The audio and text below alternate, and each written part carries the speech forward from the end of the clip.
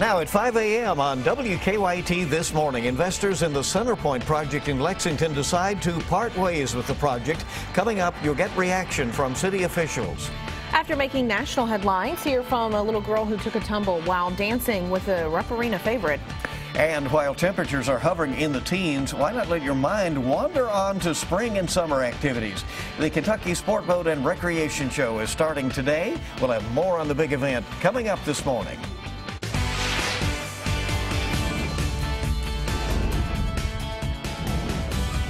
This is WKYT This Morning.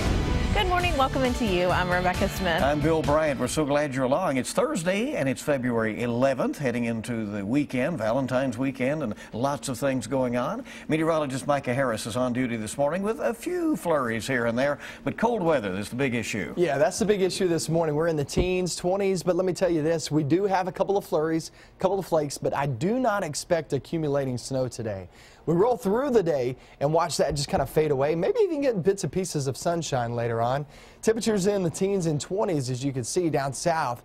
Not as cold as everybody else, sitting at 22 degrees. But by the afternoon, we'll be there in the mid-20s.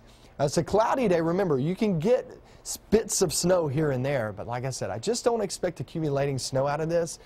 The focus of the forecast, more snow threats. Surprise, surprise, right? I'll show you when we expect more accumulation in the forecast and how much we're expecting coming up. In the news this morning, it has been a long and drawn-out process, and this morning there is a new bump in the road for the proposed Centerpoint project. WKYT broke the news yesterday that the newest financier for the downtown development is now backing out. So we are all asking the question this morning, what's next for the big gaping hole in downtown Lexington? And WKYT's Mark Barber is digging for answers to that question this morning. He's live with what we've learned so far, where this may be going. Good morning, Mark. Good morning, Bill. And like everything else involved in this project, that answer may not be as clear-cut. To get you up to speed here, in order to make this project happen, the developers of Centerpoint, they needed a big financial backer to invest in the project, like the city. Well, yesterday, Mayor Jim Gray said that it would be too expensive for the city to build their new city hall as part of Centerpoint. So the development's new investors, they have now backed out as well. Now, developers say they were moving forward with the understanding that City Hall would be part of the massive mixed-use project. However, yesterday, Gray said during negotiations, the developers were not giving any concessions to the city that they considered necessary. Ultimately, the mayor said that building City Hall at Centerpoint would have been too costly for taxpayers. It's another major setback for the project that has been in the works for 8 years, leaving many this morning wondering whether Centerpoint will ever be built. The project has left a large hole in the center of downtown, so the question this morning becomes, what happens to this city block next? Coming up on WKYT News at 5:30, we're talking with Vice Mayor Steve Kay about whether this giant hole could be filled in or whether it could still be developed. Live in Lexington, Mark Barber, WKYT. Mark, thank you. It has been a saga. Here is a look back at some of the key events in Centerpoint. Demolition of the buildings on that block began back in 2008. Grass was planted in the block the following year, and in 2010, the block was used for events connected to the World Equestrian Games. Blasting finally began at the site in 2014 to begin a planned parking garage. But last April, the city demanded that the developer at the time, Dudley Webb, fill in the site. A compromise was later worked out, and in August, new investors took over the project, but yesterday they announced that they are backing out. On WKYT.com, you can look back at the project's history and look at the letter that was sent by the developers to the city. Well, a Perry County bridge is now history.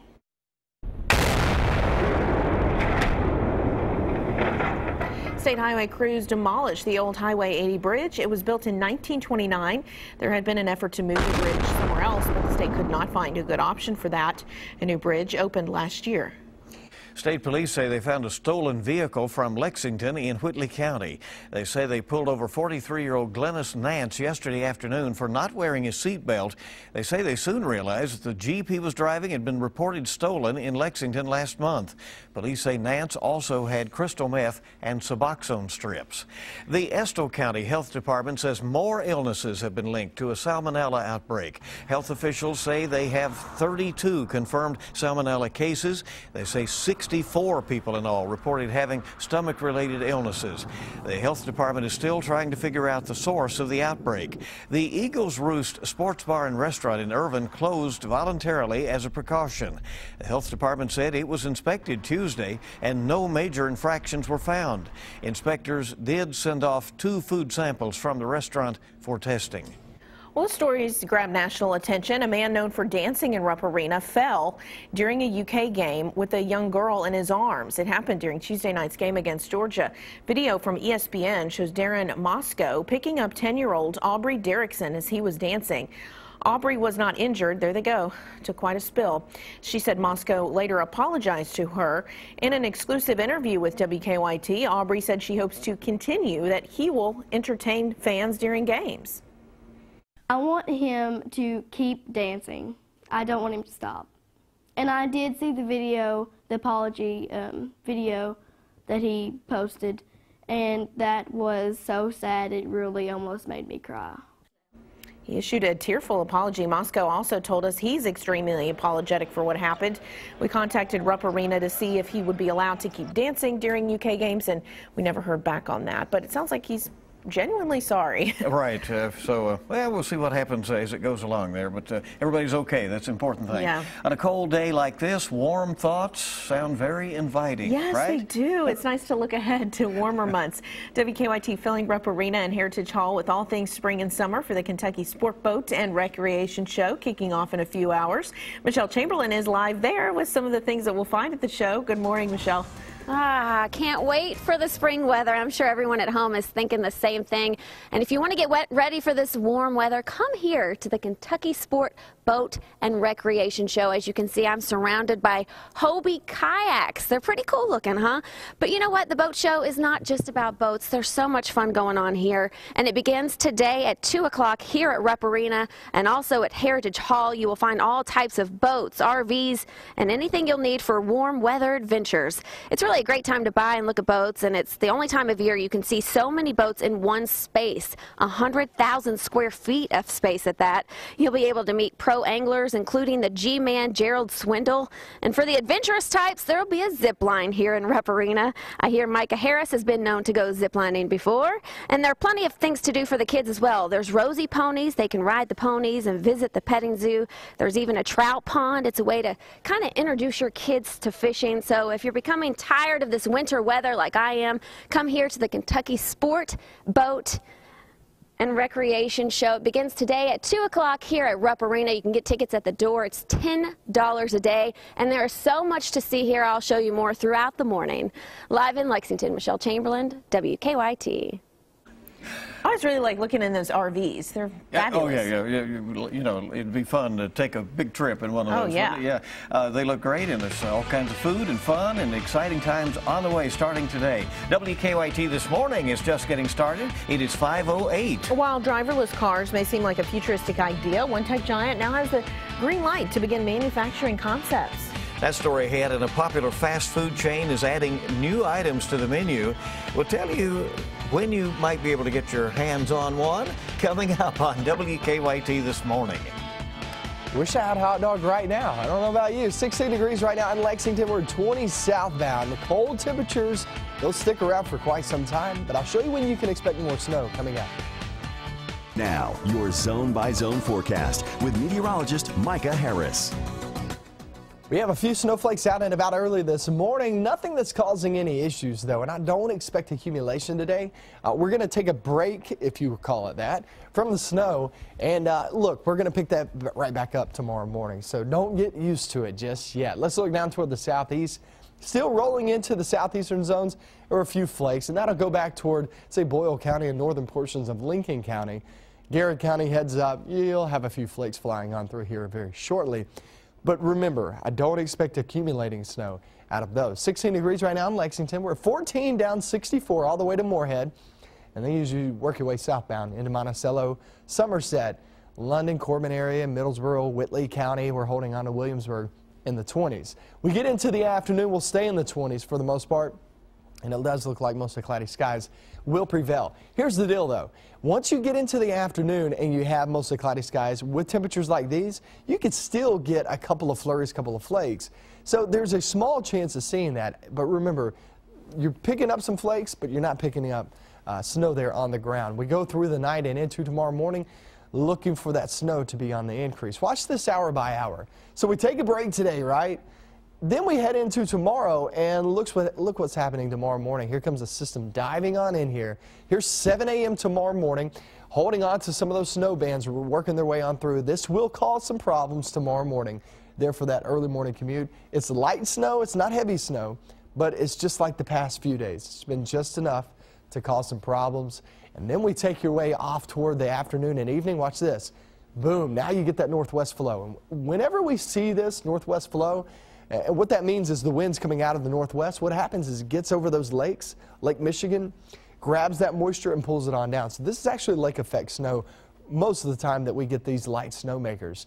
And that's going to be the case once we slide off into late Friday, into early Saturday. We'll see that fade away because that system will actually move off toward the east. So Saturday, I don't see much of an issue of snow. So if you're looking for your breaks in your forecast, it's going to be today, Saturday, maybe off into Sunday. But the cold temperatures, yeah, they stick with us right there. It's 17 degrees in Lexington. Here's your next 7 days and what you can expect. 20s today, only a small chance of snow, and that goes for Saturday and Sunday. But kind of sandwiched in between that is Friday. Yeah, a little light accumulating snow system moving on through. Then Monday, Sunday night into Monday, here comes a system barreling on in here. This will give us the opportunity, guys, of not just snow, but this could be one of those you could have all four types: sleet, snow, freezing rain. I mean, there's going to be a lot going on with this system, and there's going to be a lot that we're going to really have to pay attention to as we get a little bit closer there on Monday. So this is a system you can't make any judgment on it now. You have to wait and see how it turns out, and it looks like this just won't be one of those things. Man, I thought we'd be one and done with that big snowstorm and done. That would have been nice. Just beware that situation's out there Sunday. Yesterday morning about 9 o'clock, I mean, just all of a sudden a squall came through, and you know, you have issues on the road. So it happens suddenly, and when it's this cold. Coming up on 5:15 right now. Well, the U.S. is now one step closer to a true driverless car. Right. Federal regulators have long insisted driverless cars still need a driver, someone who could take control by grabbing the steering wheel and slamming on the brakes if there was a problem. But earlier this week, regulators gave Google the go-ahead to build a car without any of that. No steering wheel, no accelerator, no brakes. States can still pass laws that would require vehicles to have those things, but regulators have opened up the way for maybe faster development of truly driverless cars. Of course, a driverless car still years away from actually going on sale. It will be interesting to see the state and local people react when those become available. I'd rather flying cars than driverless, you know? Well, that's just me. That might be a hoverboard, and there are other issues. There are other issues, right? I don't know. The future is interesting. Good to have you along on WKYT on your Thursday morning, rolling through this weekend toward the weekend, and we have more coming up. And we have a look at your money. The IRS gets hacked, plus Subaru is recalling thousands of cars. I'm Hannah Daniels in New York. I'll have those stories and much more coming up in your CBS Money Watch report. Hey, good morning. Welcome back in. 5:19 on WKYT. Good news for coffee lovers. And hackers get hold of some important data. Subaru has announced a recall. Hannah Daniels has the latest on your money. Stocks closed mixed after Federal Reserve Chair Janet Yellen gave her semi-annual report to Congress on Wednesday. The Dow dropped about 100 points. The NASDAQ went the other way, adding about 15. Hackers used stolen personal data in a cyber attack on the IRS website. About 464,000 Social Security numbers were used from outside the IRS to create fake logins. The thieves were trying to generate PIN numbers, which could be used for filing fraudulent electronic tax returns. The IRS says it is notifying affected taxpayers by mail, and no personal taxpayer data was compromised. Subaru is recalling more than 82,000 Tribeca SUVs after reports the hood can fly open while driving. The recall involves Tribecas from 2006 to 2014. No injuries have been reported. Cinnabon and AMC are teaming up to give you a free cup of coffee on February 15th. The partnership celebrates the second season opener of AMC drama Better Call Saul, where the character works as bakery manager at, you guessed it, Cinnabon. The first episode will air on Monday at 10 p.m. And that's your CBS Money Watch report. For more, log on to cbsmoneywatch.com. In New York, I'm Hannah Daniels. And you might want to start calling it the Hot Dog King. Burger King's newest menu item takes a bit of a left turn. The fast food franchise will start serving hot dogs later this month. One executive called it the biggest launch since the 1970s when the company introduced its first chicken sandwich. Burger King will serve two versions, a classic grilled dog and a chili cheese dog. The franchise started experimenting with hot dogs in 5 cities last year. It has decided now to take that menu item nationwide. Interesting, huh? Great. Hot dogs now available. Makes you think of spring and summer, too, you know? Yeah, it does. It does do that. All right, more news ahead at 5:21 now on WKYT on your Thursday. Sports is up next. Kentucky just dominated Georgia, and they did it with defense. Also, Dominique Hawkins, he had a nice cameo the other night as well. And last night at John Crop Stadium, the softball complex at UK, a unique experience taking place, and I'll show you what it is next in sports.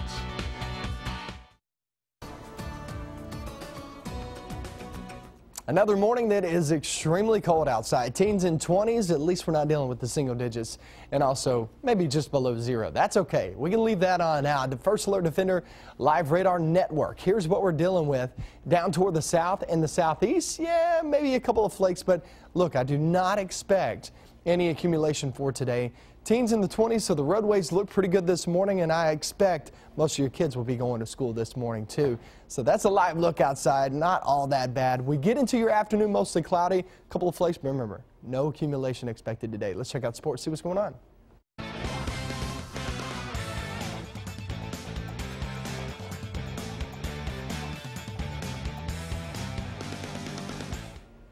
Kentucky rolled over Georgia Tuesday night, and afterwards John Calipari emphasized the defensive effort. Cal again blaming himself for getting away from team defense to concentrate on offense. And just like offense, good defense can be contagious.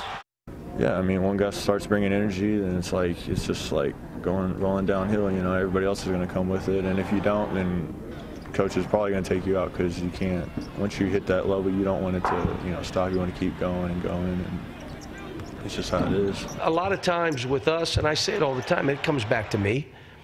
It comes back to me. It's, if I'm not doing what I'm supposed to. When you have young teams, it's easy when you have veteran teams. I can blame them. You've been here 3 years. You should know. When you have all these young guys, it's hard to blame them now. Derek Willis had that sensational dunk of the first half, and in the second half, Dominique Hawkins just went by the defense right down the lane, and he slammed it home. I was excited, and it was a big play, and right in front of our bench, right in front of the student section, the repping zone. So it was a big slam. I knew it was coming the whole time. As soon as he got the steal, I was waiting for it to happen. The Cats travel to South Carolina this weekend. It's a Saturday tip at noon on ESPN. Tom Jurich, Louisville's athletic director, denying a report he would leave Louisville for Southern Cal. Jurich grew up in Southern California, but he said, quote, "I'm staying right where I am." Kentucky is looking for a public address announcer for baseball and softball, and last night the auditions began at John Crop Stadium. The first night of open tryouts were being held, and dozens of UK fans were taking their shot behind the microphone. Some have experience, some are amateurs, but all excited about the chance. Really enjoy listening to baseball and baseball commentary on the radio, and I think you kind of have to make your own way. I got a lot of experience doing this. I've been doing it for a while, and I've always been a fan of K. Will Lefford and Ralph Hacker and the guys back in the days. Everybody loves the Big Blue, and what a great opportunity that you got to congratulate the University of Kentucky for giving people the opportunity and opening it up. University of Kentucky. My man Shannon. That is a look at sports. We'll have a lot more on that later tonight. Have a great day.